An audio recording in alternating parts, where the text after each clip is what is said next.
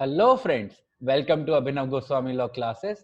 So friends, in this video we are going to discuss and learn about section 3 and section 4 of Civil Procedure Code.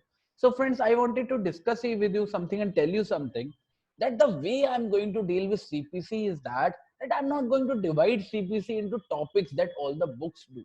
What happens that if I'm going to divide the topics, a very important aspects of law which are provided in the Beer Act are left out. So this is what I'm not wanting to do when I'm doing this lecture series. So what is the step that I am going to take? That I am going to discuss each and every provision of the CPC the way it has been given in the Beer Act. So friends, keep in mind, if you're following this lecture series is on the Beer Act of CPC. So as to clarify each and every concept that is there in the Beer Act. Doesn't matter which exam you are sitting in, whether you are a litigation lawyer or not. Okay, friends. So this is very important that you make it out that I'm not going to wind up CPC in 5 or 6 lectures considering very important topic like jurisdiction, res judicata. No, I'm not going to do that. For that, there are other options, very good options available on YouTube. You can go for that if you want a shortcut of it. But if you are looking for a long-term understanding of CPC, the way it was drafted without any, if and buts, then you must follow this series the way it was actually provided by the law without any interpretation, without any influence. Okay, with this we will start our discussion of section 3 and section 4. See, no one is going to discuss section 3 and section 4. That is the beauty of this lecture series, that it is going to explain and introduce to you each and every part of the law. Section 3 provides for subordination of courts. For the purpose of this court, CPC, the district court is subordinate to the high court, simple. And every civil court of a grade inferior to that of a district court and every court of small causes is subordinate to the high court and district court. Okay, friends. So very simple. Section 3 is only providing you for a hierarchy of civil courts. What is it saying? That district court is subordinate to high court. So high court is at the highest. So district court is subordinate to him.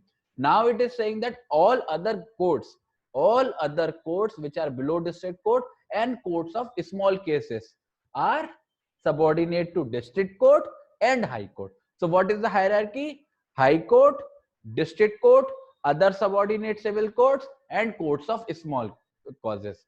Okay, two at the bottom: courts of small causes, other civil courts, district court, high court. This is what section 3 is providing. Now come to section 4. It is a saving clause. Subsection 1. In the absence of any specific provision to the contrary, nothing in this code shall be deemed to limit or otherwise affect any special or local law now in force, or any special jurisdiction or power conferred, or any special form of procedure prescribed by or under any other law for the time being in force.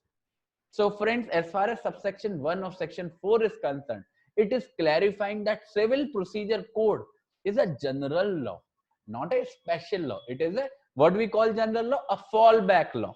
It is applicable to all civil matters. But so what happens with general law?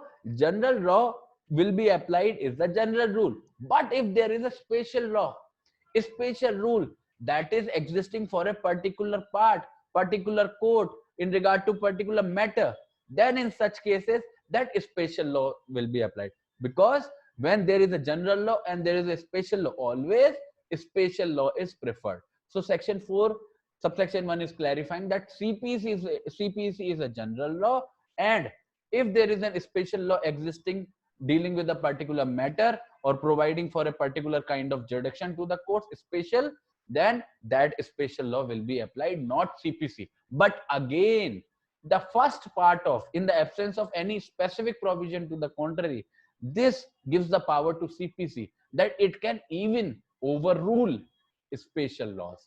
So if there is a provision, if there is any particular provision within the CPC which is saying that notwithstanding any special laws existing in this area, the law that this code is providing, this section is providing, will be applied. So what it means, the special law in that particular area where it was specifically specified will be removed, and the general law of CPC will be applied. So what is the general law? General law is, normal rule is that CPC is a general rule, and if there is a special law, that will apply. But if the section itself has clarified that CPC should be applied in this case, not a special law, then CPC will apply. Okay. Subsection 2. In particular and without prejudice to the generality of the proposition contained in subsection 1, nothing in this code shall be deemed to limit or otherwise affect any remedy which a landholder or landlord may have under any law for the time being in force for the recovery of rent of agricultural land from the produce of such land. Okay, friends. So subsection 2 is a very specific application. It is saying that whatever is written under subsection 1, that is fine. That is general rule. But if there is a particular special law which deals with landholders' rights of recovering rent from agricultural lands or agricultural produce, if there is such a law, that will be applied, not CPC. So a special provision has been created for those special laws which are dealing with landlord's right of recovering rent from tenants of agricultural lands. Okay, it's not that important, but it's good if you know it. Okay, now come to, so friends, this was section 3 and section 4. So this was our discussion for this video. I'm going to continue with my discussion on CPC. So friends, be with me. If you want complete understanding of CPC, no, without relying on any bulky book that people actually do, you don't need anything. Just have your bear and follow my lecture series.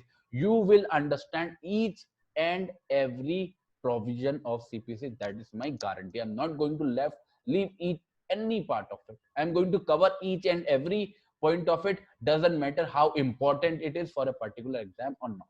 Okay, friends. So friends, with this, I will close with this video. If you want to appreciate my efforts, please subscribe to my YouTube channel. The link is in description to the video. Until then, friends, be safe, be happy. I'll see you very soon. Bye-bye.